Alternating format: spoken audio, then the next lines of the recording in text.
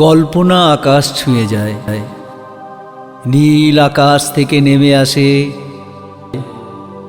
পরশে শুদ্ধ বাতাস, জানালার পাশ থেকে সরে যায় কার যেন ছায়া।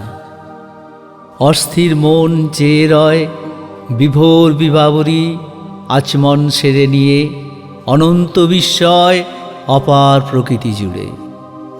ফুলের অলঙ্কারে দেখেছি তার মুখে অহংকারের ছায়া।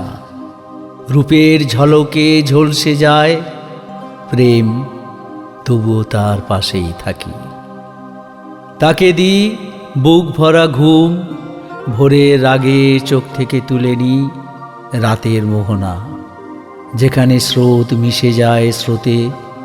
রাতের প্রবল ঘূর্ণিঝড়ে এলোমেলো অগোছাল পোশাক, লেগে থাকা প্রেম দাগ।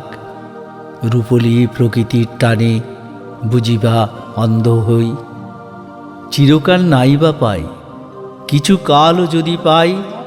এই সাধনায় স্বপ্ন ভেসে বেড়ায় সুমেরু কুমেরু, তাকে নিয়েই ভাবনা।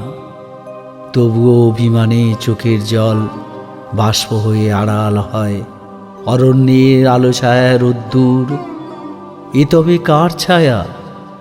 অরণ্যের আলো ছায়া রোদ্দুর, এ তবে কার ছায়া? দৃষ্টি ঘুরিয়ে দেওয়া নশ্বরতা, তাও কিভাবে সম্ভব? তার মৃত্যু তো 40 বছর আগেই হয়ে গেছে। তার অতৃপ্ত আত্মা এখনো আমার চারপাশে ঘিরে রাখে।